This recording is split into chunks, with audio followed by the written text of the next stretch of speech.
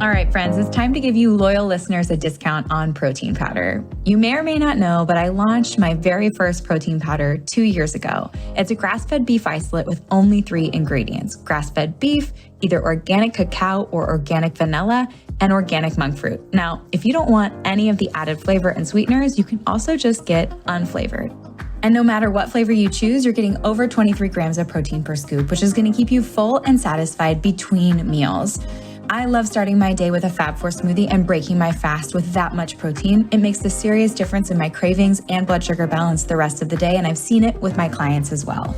Now, I never thought I'd own a product company, but when I got pregnant with Sebastian, I realized the majority of protein powders were chemically extracted or enzymatically extracted, and I wanted to use heat and water only.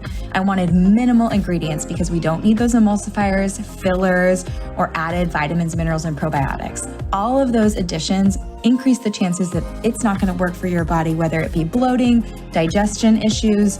I just wanted pure, clean protein to keep you full and satisfied so you could build the most delicious Fab4 smoothie. And I have to say, I'm pretty proud of the flavor. If you take a look at our reviews on Amazon, you'll see 5-star reviews for flavor.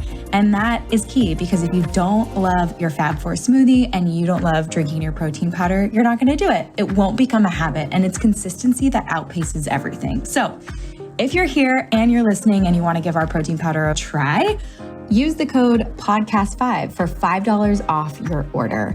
And let me know if you love it. My favorite ways to apply this protein powder is in my Fab4 smoothie, making freezer fudge, making chocolate milk, making hot chocolate, and throwing the unflavored into all my kids' baked goods. So let me know how you use it. Let me know if you love it, and share this podcast deal with your friends.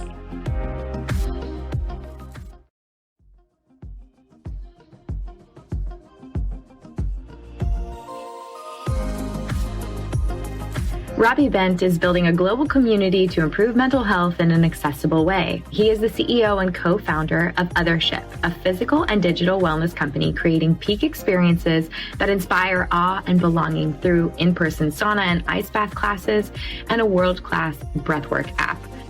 Robbie is a partner at Vine Ventures, a psychedelic medicine venture fund known for donating 50% of their profits to research. Robbie used to work in the hedge fund world, became addicted to cocaine, hit rock bottom, and crawled his way back through meditation, breath work, and psychedelic medicine. Today, we're going to learn his story and how he's paying it forward to help people find a way to connect with their community in a healthy and productive way.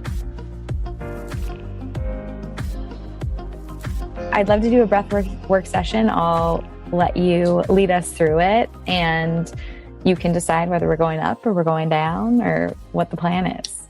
Awesome. I think for today, I'm feeling, I think we're going to go for an up. We're going to be doing about 3 rounds of breathing. You're just going to follow the prompts. It's like super easy. So, it's going to be kind of in, to, out, to, in, out, and there's going to be a breath hold. If you can't make the whole breath hold, totally fine. Just on the end, you're holding your breath on empty. Big breath in, like, and you're going to squeeze. And this is kind of a combination, this one of Wim Hof. So it's like upregulated breathing. It's also got some gratitude prompts during the holds, which help you think about like, what's going well for me right now. So you're turning your physiological state up, but then you're also going into some like positive emotions. So really love this one. We'll get it started in like a couple seconds. If you're driving or something, probably press pause it. Do it when you're home. But headphones are great. Kind of lay down if you want, with your eyes closed, even a blindfold. But we'll get into it in just a couple seconds. This is your Feel Good Now electronic edition, getting you to that energized state. This is the advanced version. Long holds, double holds, minimally guided, questions on the holds. Let's go. Getting ready. In 3, 2, 1, and in, out, out.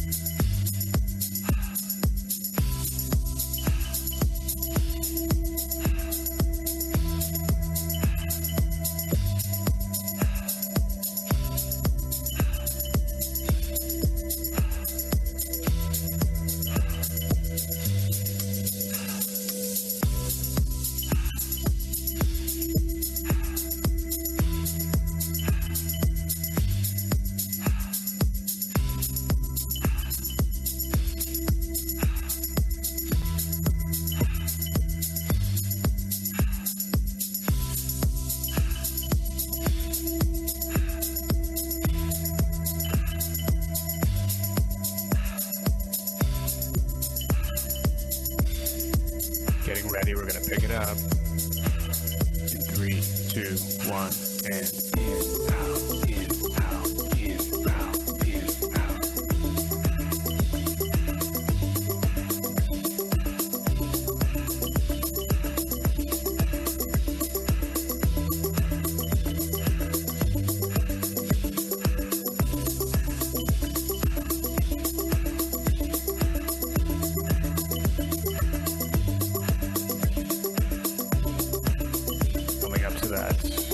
First inhale. Here we go. Big breath in. Exhale. Hold on empty. In this first hold, what do you value in your life?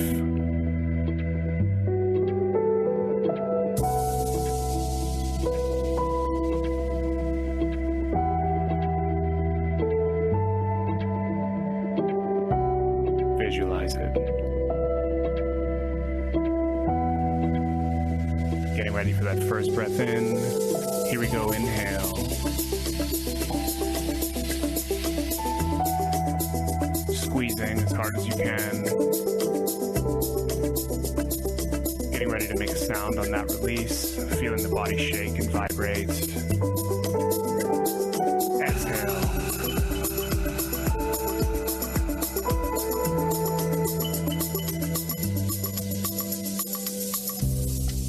Getting right into round 2. You know what to do.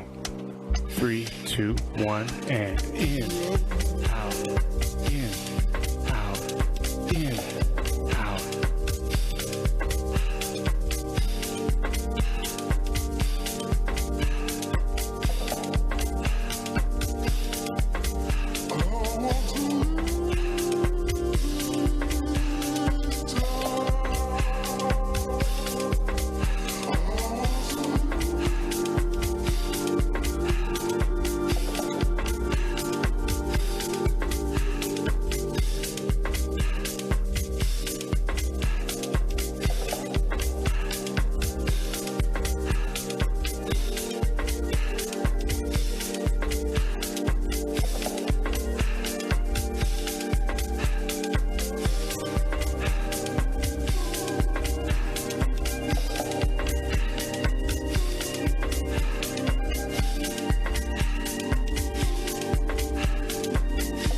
Speed it up. In,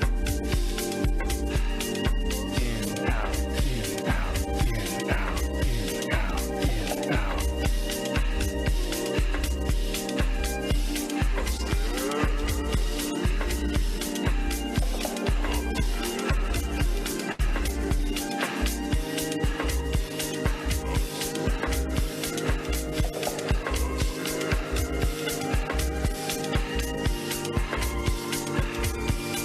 Coming into that second hold. Here we go. Inhale fully. All the way up. Exhale fully.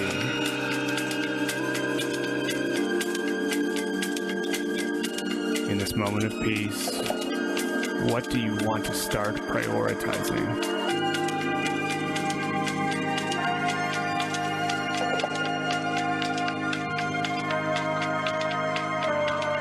Visualize those goals and priorities.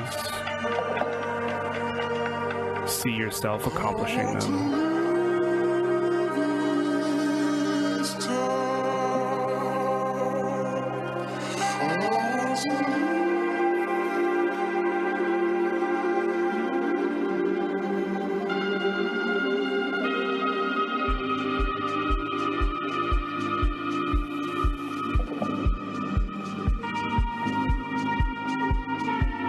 On that big full breath. Here we go. Inhale.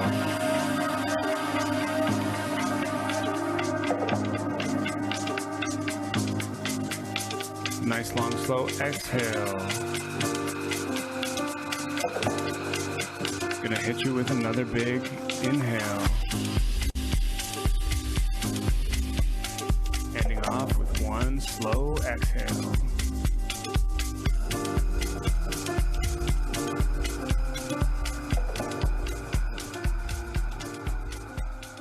Getting into our final song.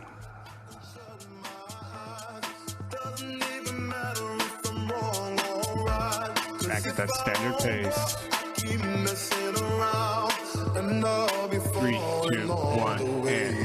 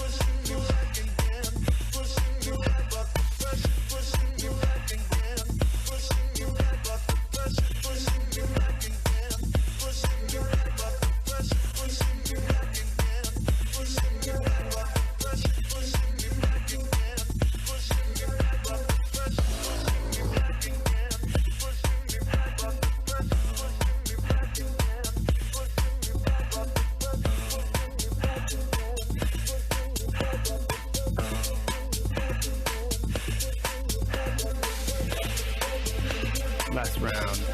Gonna pick it up here. Give it your all. 3, 2, 1.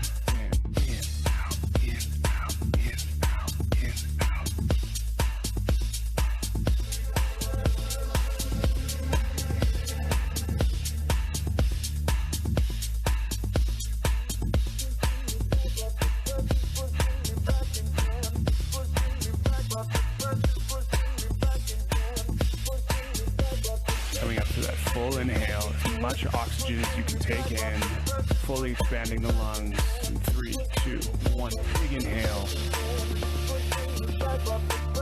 Holding. Nice slow exhale, holding on empty.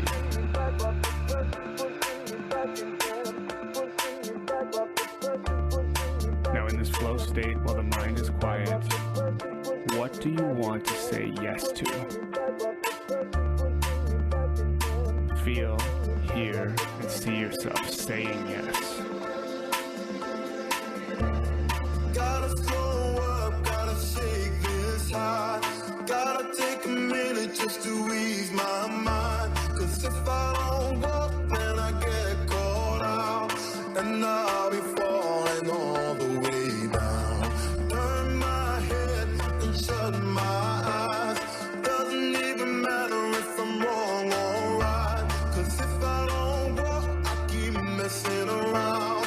And I'll be falling all the way down. Getting ready for our last few big breath and squeezes.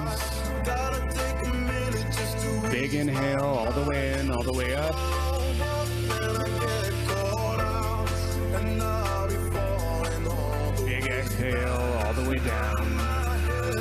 shut my eyes. Gonna hit you with the double. Big inhale all the way up. Keep messing around. And Finish it with that luxurious exhale all the way down.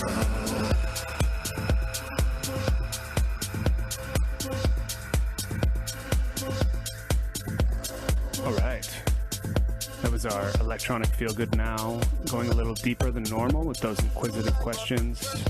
Congratulations. Do that every day, asking yourself those questions when you need to figure out what do you value, what do you want to prioritize, and what do you want to say yes to.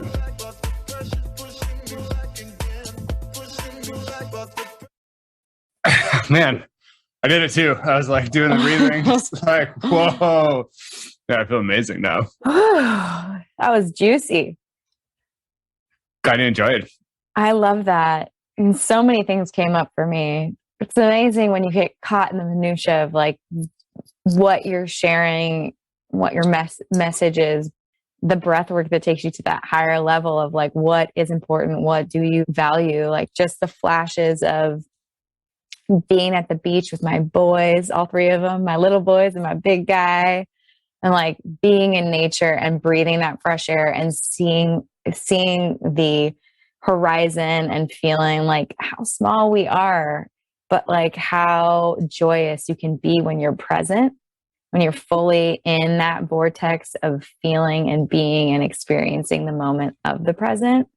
And like, just wow, because going into that third breath work that like kept coming up for me, that third one was like, how do I extend this? Like, how do I share this? How do I bring people to that present moment? Because all the food stuff, I love blood sugar balance, all the food stuff, all the work stuff, the calling, the building your business, the side hustles, it like doesn't really matter. Like none of it matters if you can be present in the gift of feeling and experiencing, like feeling other people's skin on your skin, whether they're your loved ones or like just picturing holding my boys, and feeling the air on my skin and feeling the water on my skin, like the feelings of being present. Just such a gift and such a drug for me personally. Like, how do I get more of that?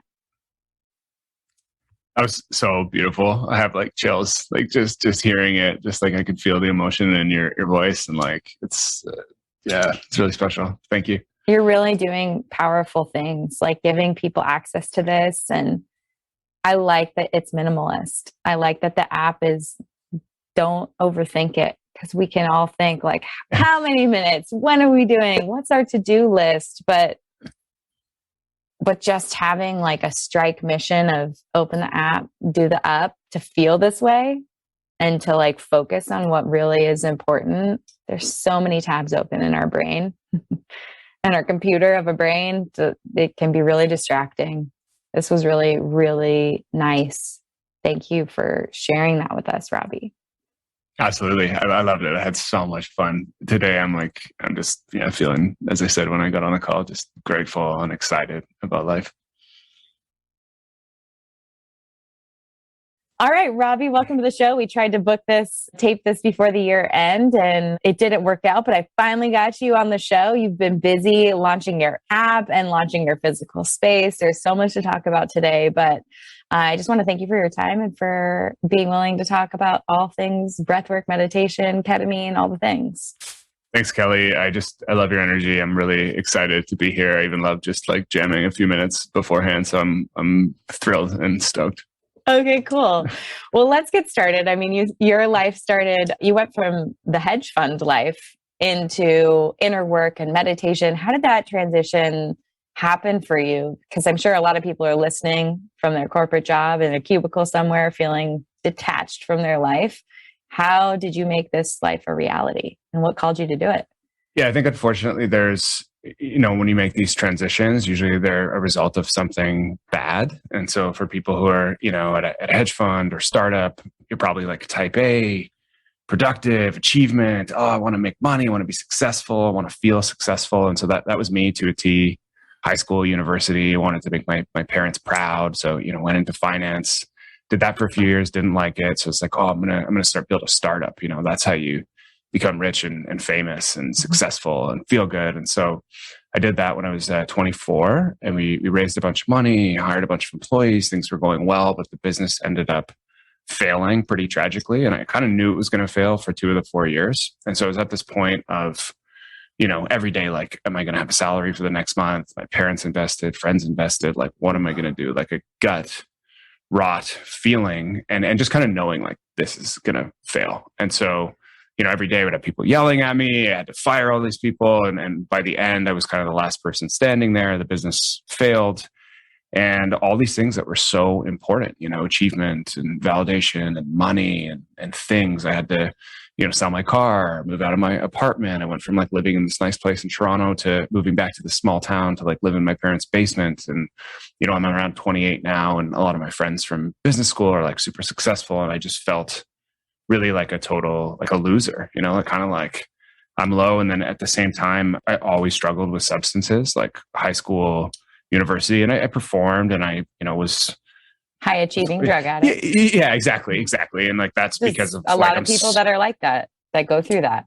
Exactly. And super intense. And so, on the weekend, I would use alcohol and like cocaine and just kind of disappear. And the harder the company got, like kind of the worse it got when I knew it was going to fail. And I had no like outlets. And, I put sports and exercise and stuff. And so during the week, I'd be super healthy. And then I would go into these like spirals and just feel terrible. And so I'm in this basement living with my parents, still doing drugs, and just kind of, what am I doing with my life? I'm super unhappy, like no relationship. And I just kind of felt like, hey, I was almost forced to change. So in a way, it was like super lucky, because it's really hard if things are going like okay, like they could be better, but they're okay. It's tough to like jump and make the change. Right. So stop there for a moment and just see if you have any questions on that, and then happy to get into like what happened next. Yeah. I mean, well, first, thank you for being so vulnerable and honest about that. I know there are a lot of people that are going through and living the life that you just explained, where they hit the gym and they make food for themselves and they go to work on the weekdays, and then the weekend hits and they just need to blow off some steam. And they're using, whether it's, weed or alcohol or cocaine or whatever it is. And sometimes it dribbles into their weekdays, and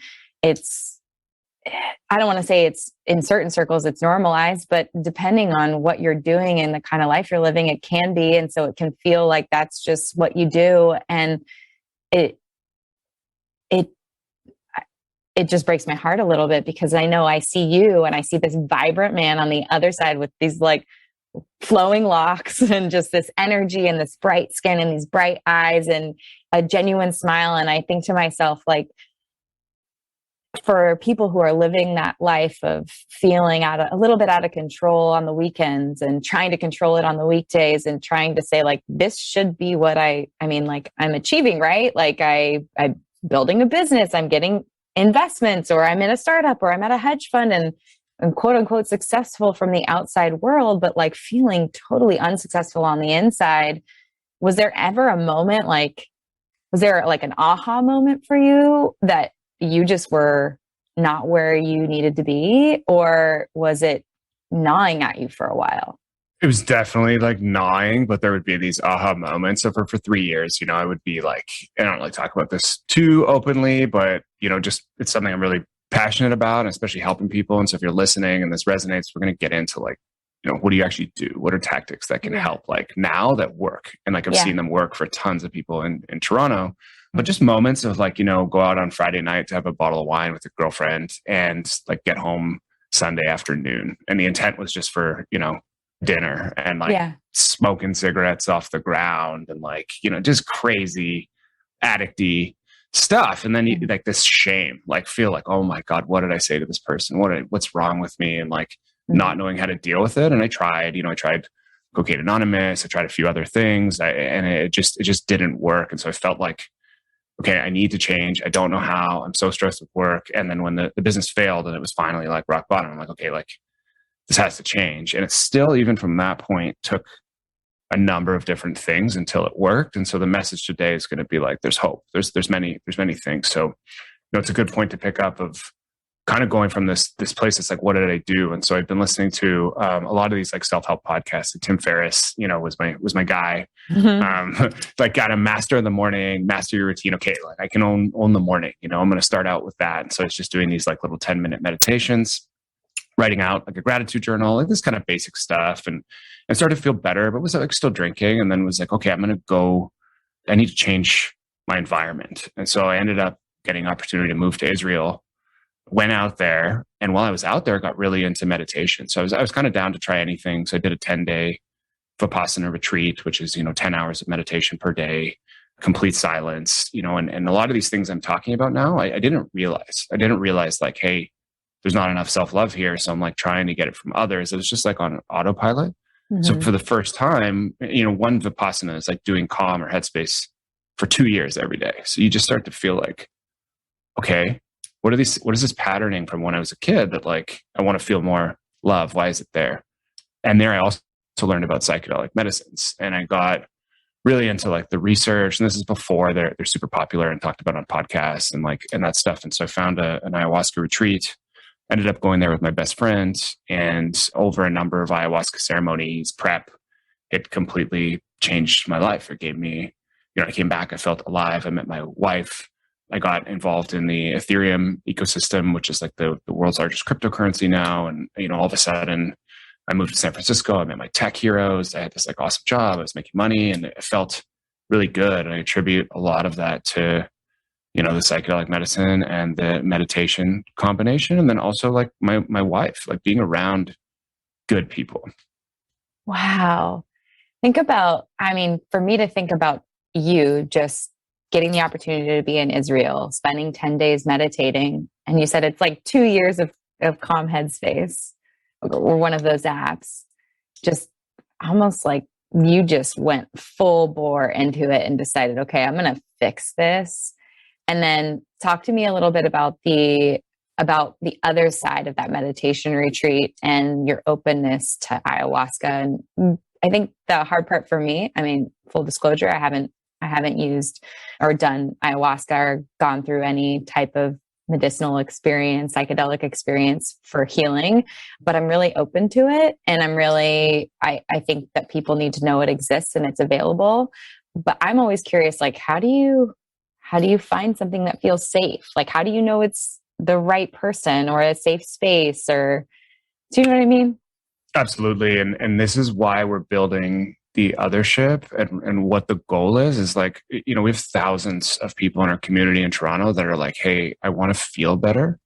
And we're removing that stigma of like, oh, I'm depressed, so I'm going to see a doctor. Like, no, like everybody wants to feel better. Everybody feels overwhelmed. If you're addicted to your phone now, like you get up, email, social media, video games, like it's just non-stop what's on there. And so most people are feeling like a bit off, but it's hard to talk to somebody. So we built this community because in my psychedelic work, it was like, oh, I had to go on all these, weird Reddit forums and Google threads and look at reviews. And I was scared. And it's super common, exactly what you're saying. There's thousands of people in Toronto who have said the same thing. And we'll get into exactly what we do. But the idea was like, if you're trying to prep, how do you find your community? How do you learn more? How do you ensure you're in a safe environment? So for me, when I went, it was just, I read a whole bunch of reviews online. I talked to a couple friends. One had recommended a place, and it was like hardcore. Like, we showed up in Peru and like the Amazon rainforest and get on this like tiny boat, and the boat goes like 2 hours into the rainforest, and it's these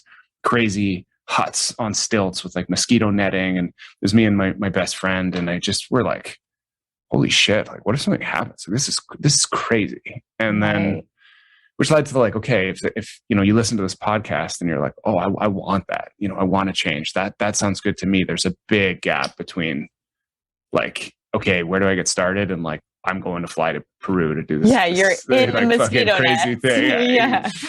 So so that, and then like when you come back, also another part of my journey was like, I'm an underground facilitator. I would try to get people to go on retreats, and then when they came home, like the change lasted for a few weeks or a month or 2 months, and the experience was always beautiful. And the first thing when you get back, oh, my life's changed. But then with any of these transformational things, you slide back to baseline. Same job, same friends, same thought patterns. You can't just change your entire life in a week. And I was wondering like, oh, what worked for me? And it was like the support of my like wife, who's like so healthy and lovely. It was going to bathhouses all the time instead of bars. It was daily breath work, which was huge. And so really the passion is like helping people prep for these experiences and then giving them a space to integrate after the experiences. So they're in, like if you want to try this and try it someday, it's like, okay, my eyes are open. I've like let go of all this trauma from being a child. I want to be different. Well, you need that community to be different with. Definitely the support system. And you hit the nail on the head, integration. Like, how do you integrate this work back into real life and not have it just be this experience that's floating out in the ether of you maybe feeling a little bit better, but not slide back. So you came back and you met your wife and you started doing breath work and going to bathhouses. Did you just start seeking these things out? How did you meet your person, your wife, and start to kind of like change your community? So we met on we met through friends, but I had just like DM'd her on Instagram while I was traveling, and just kind of, she posted something, and, you know, she picked me up from the airport on my way back from like this ayahuasca, like transformational, like kind of cliche, cheesy, like tour, you know, and I'm like, hey, my mom's coming to meet me. Like, you want to come? And it was my mom and my grandma. And so that was our first date. It was like a lunch with my mom and my grandma, Wow.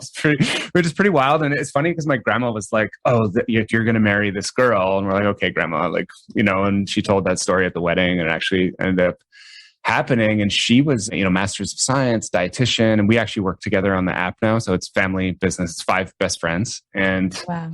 you know, she was like super healthy and was just like, hey, I listened to all these podcasts like Ben Greenfield and, you know, Tim Ferriss, and like they're talking about hot and cold all the time at these bathhouses. Do you want to go? And so our second date, we went to this like random strip mall Russian bathhouse outside of the city, and it was kind of like looked pretty sketch on the outside. And then we like went in. It was so cool.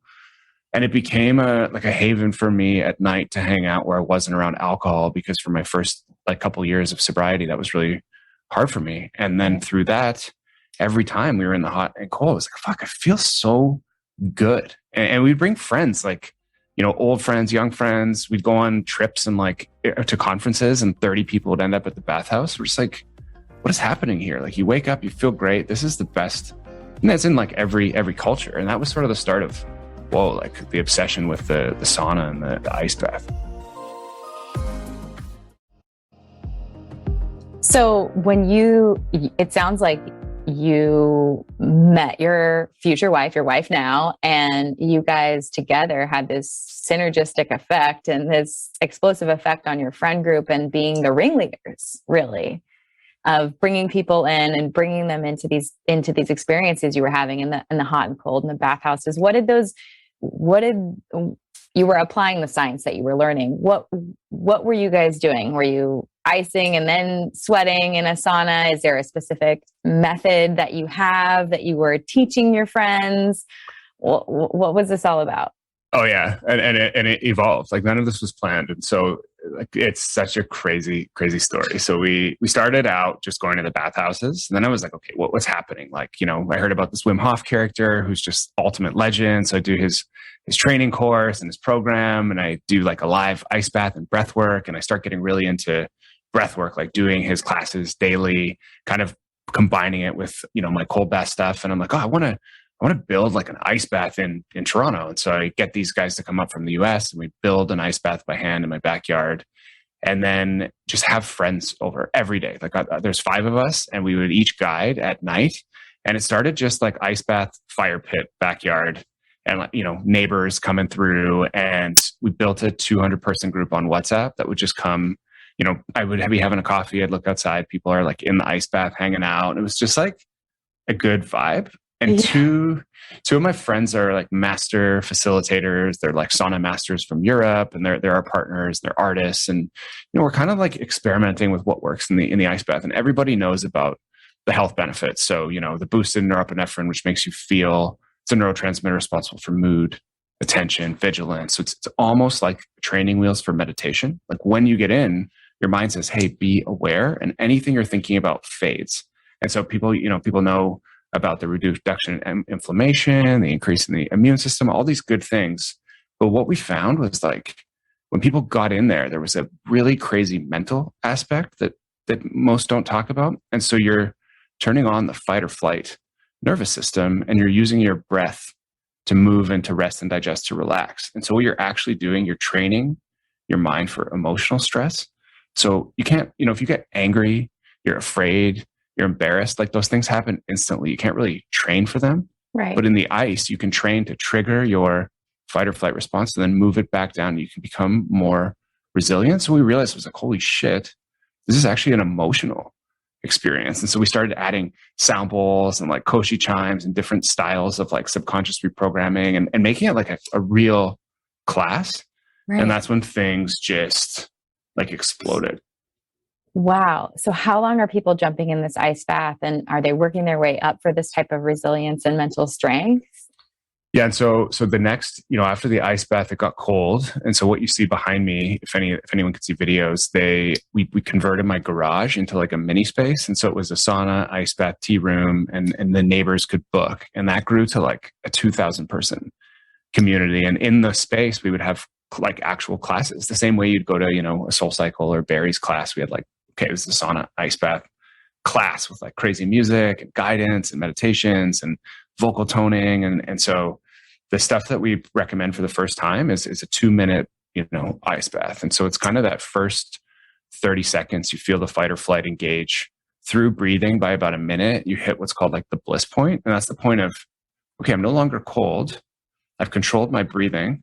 I'm now in this like state of flow, right? Like a state of pure presence. And then that minute 1 to minute 2, we would be teaching people about setting an intention, which came from the psychedelic realm. So it's this idea that you could change subconscious beliefs through emotion and repetition. And so intention might be like, I want to feel more brave, a positive emotion. Maybe it's compassion, forgiveness. And so you'd sit there and you'd feel like, I'm in the ice bath. I'm brave. Like last time I was brave was when I asked for a raise at work, and you would feel that for the next minute. And then you would come out. And then after you come out, we would have you sit and breathe for a bit and notice how you feel. And so that's what we found is sort of like the best starting point. I love that. I mean, just being able to have access to this and a community that coaches you through it. I think about the meditation spaces that opened in Los Angeles over the last, like 5-6 years. You'd see these studios pop up. And I thought to myself, meditation is free and it's accessible for everyone. But there is something about being in a space and having a coach or a leader facilitate this for you for the first few times, hold you accountable, it changes your mindset just even looking at your space. And people can't see it, but I can see the ice bath. I can see the sauna. It looks like maybe there's some red light therapy panels in that sauna. I can't really tell. But it has really good chi and a really good vibe.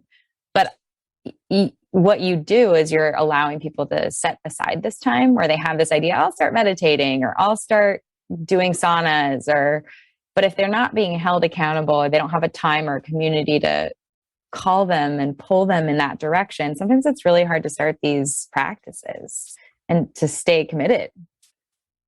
There's so much there to dig into. So like most of my friends, I tried to teach meditation and they struggled to get into it because the feedback is quite long. So like we said, the Vipassana retreat, which was 2 years of calmer headspace in 10 days. It's like, that's almost what you need to feel the benefits. Yeah. And so Othership is about providing these peak experiences, super hot sauna, cold ice bath, breathwork, where you feel it in your body.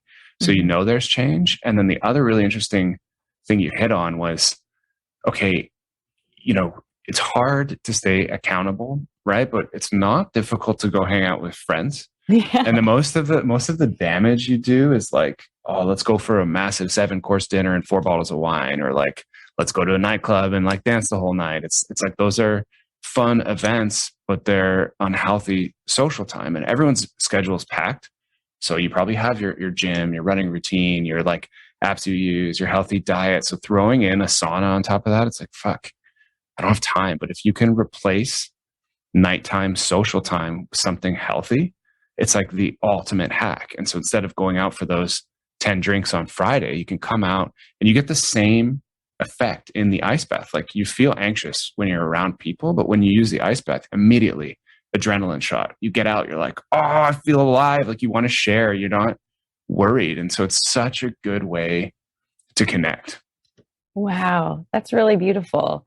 So you have the ice bath, you do the 2 minutes, you're really changing your chemical headspace and your ability to open up and be in a flow state and connect with your friends in the same way that probably the inhibitions of alcohol or being out in that kind of environment can do, but in a healthy way. And I think you hit the nail on the head. There's this period of time, I think, in people's lives, maybe late 20s, where they're really questioning who they are, or what they want, and maybe if they're on track on a timeline or not on track in their personal timeline.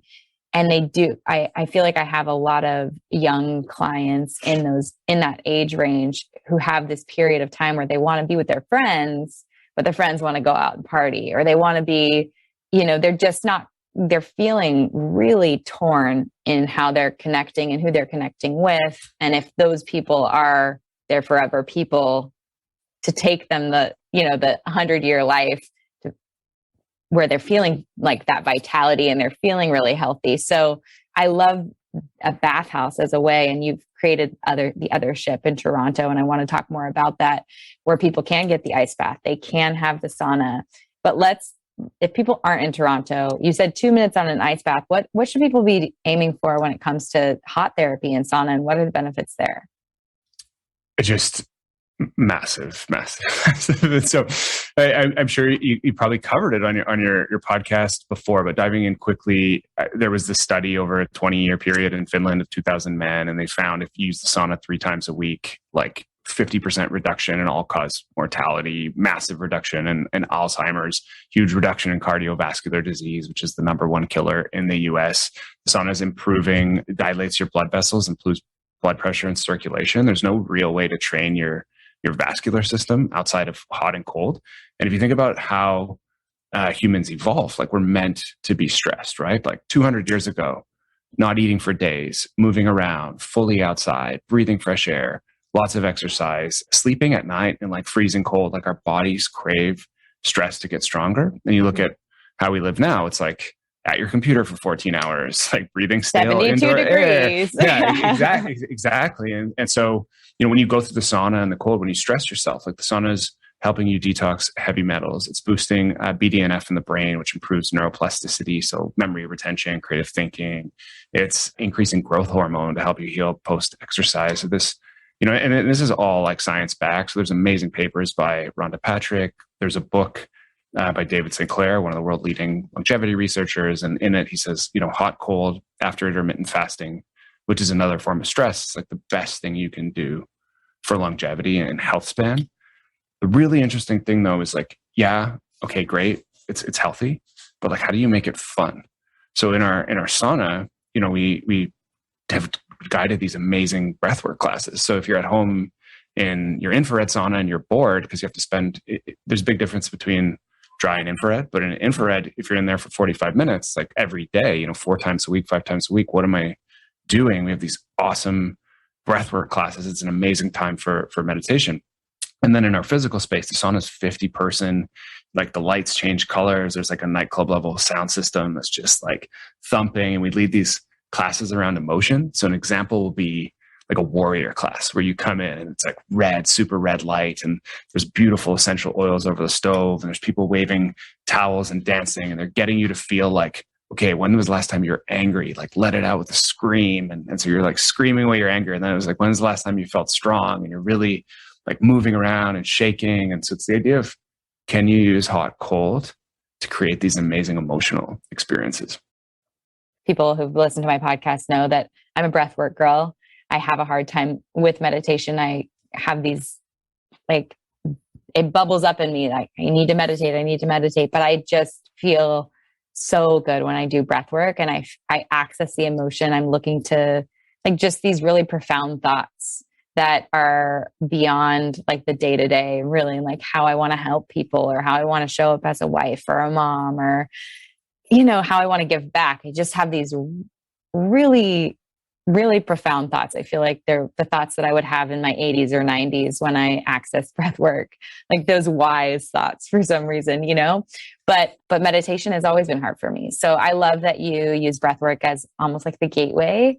And I want to talk about that, but let's talk about how people can access breath work if they're in Toronto at the Othership, or if they're not, about your app. Can you tell us a little bit about all the things you've launched in the last few months? Absolutely. And so, in addition to the space, we were always using breathwork. And then during COVID, we obviously had to close down. And so we just started doing breathwork online for free. And, 20 people, then 50, then hundreds. And people kept asking like, hey, can you make one for, fear? I'm really struggling to leave my house during COVID. And like, is there anything to help? People were saying, I'm having imposter syndrome at work and want to boost my confidence. Can you make one for that? And so we started spending a lot of time. My partners who I mentioned before, the Sauna Masters, Harry and Amanda, are amazing. And they're, Harry's a musician and DJ. And so we spent time crafting kind of a combination of breathwork, self-hypnosis, affirmations. And as we looked, there wasn't really like an easy to use breathwork resource where you could quickly see what's going on. And so like, okay, this is pretty cool. Can we make something really easy to use that's fun? And instead of going really deep into the woo scale, talking about like energies and religion and spirituality, which is often talked about in meditation, we wanted to be very much like grounded in science, fun, and emotionally driven. And so everybody understands anger, guilt, shame, these emotions. And so we're like, okay, let's really focus on that. And so the app is super easy to use. You can think of breathwork in this triangle. There's really like 3 reasons you might use it. And so the first is to go up. And this is like Wim Hof, holotropic breathing, transformational breathing. There's so many names for these things, breath of fire. And all of these things, they turn on the fight or flight nervous system, the sympathetic. And so why you might use that style of breath work, you can activate that in 4 or 5 minutes. And so in the morning, coffee replacement. In the afternoon, you're feeling procrastination. You want to like boost your energy. You want to become aware. Other side of the triangle is the opposite. It's like the break of the nervous system. So it's going from, into that rest and digest parasympathetic state. That's like, I'm done work. I want to go hang out with my kids, but all I can think about is work, So it might be box breathing, coherent breathing, breath holds. Maybe before bed, your mind's racing. You want to have a better sleep. You can use it. You want to, reduce your heart rate and go for a walk. It's fantastic for like anxiety. And this is also like used in meditation, focusing on the breath. And then the final, which you mentioned, is like, we call it the explore. And this is sort of regulating emotions. And this is when you push up style breathing, 10, 20 minutes, your blood vessels constrict. You build up so much carbon dioxide in the blood, it holds on to oxygen molecules. And you don't have to remember any of that, but what's happening is your brain, the oxygen to the brain reduces so much that the prefrontal cortex, the part of our brain where all our thinking happens, that starts to shut down.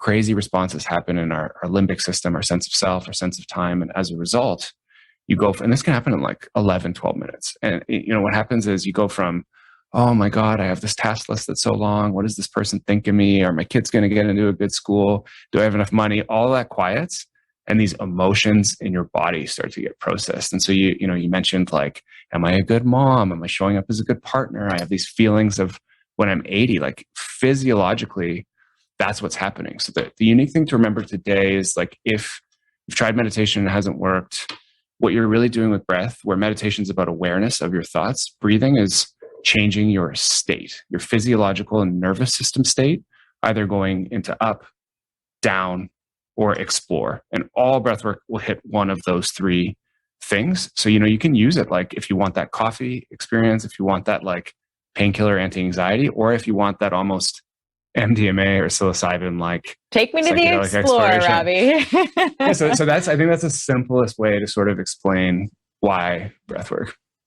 Oh, it's so good. And I think so easy for people to access in a way because it's action based. Whereas meditation feels like you're trying to be restrictive of your thoughts or get good at not thinking and just experiencing and watching thoughts go by and trying to silence your mind. I think breathwork gives people who are active or have led an active, whether they played sports or they like to check things off their to-do list. It's so much more action oriented because you can focus on your breath, but it's giving you something to do that it allows for what the benefits are of meditation. Like you said, I love to use it for the explore, and I need to get better at using it when I shut my computer to go be with my family. I know that that's a place where I can insert it. And like you said, it can be 3, 4, 5 minutes and you're in a totally different state.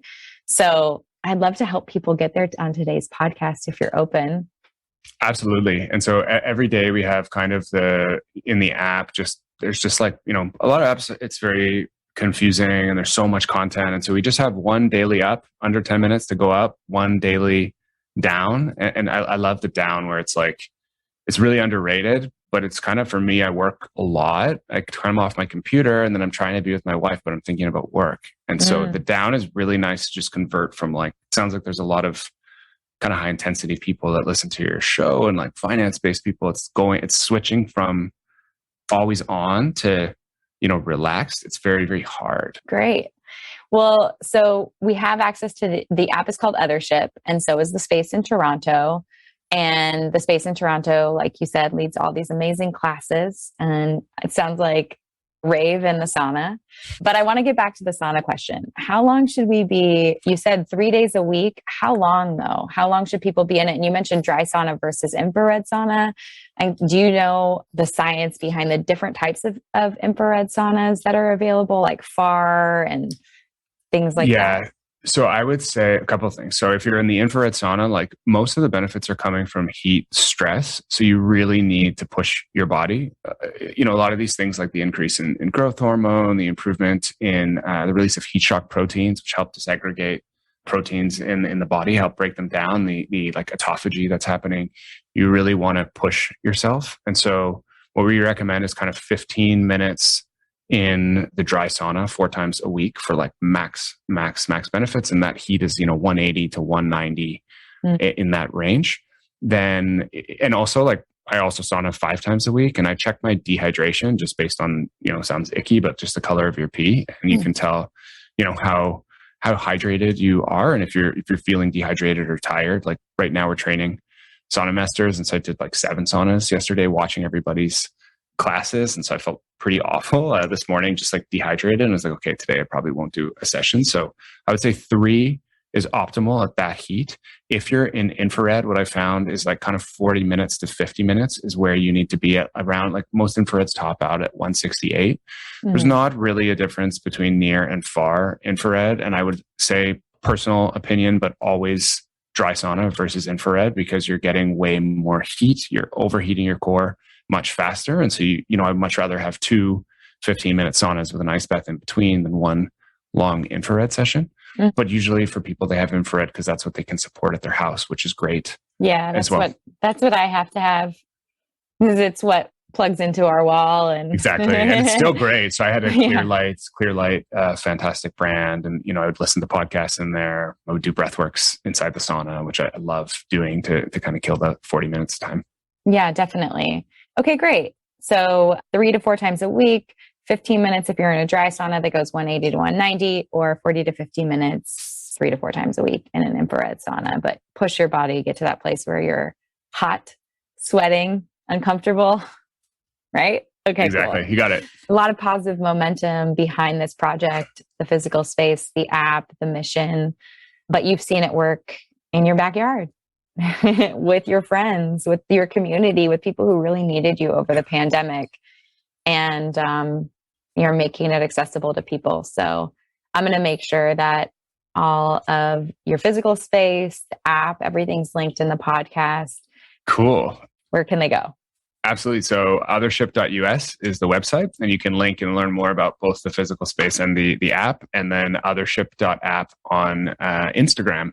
And so you can, follow along. We're posting stuff in there all the time. And so you can, download the app in the App Store or the Play Store. And then if you want to follow just what we're up to on Twitter, my Twitter, every week I'm talking about all the events and different stuff we're doing. I love it. Well, I have the app and I can personally speak for it. It's an amazing experience. And it's definitely making it in the same way that Headspace and Calm have helped people meditate. For people who have a hard time going straight to meditation, this has been a game changer for me. So thank you. Thanks, Kelly. Thank you for listening to Be Well by Kelly. Please subscribe to the show on Apple Podcasts, Spotify, or wherever you listen to podcasts. Learn more at bewellbykelly.com and follow me on Instagram at bewellbykelly. I would love if you picked up my books, Body Love and Body Love Every Day. They're sold on Amazon and at all major booksellers.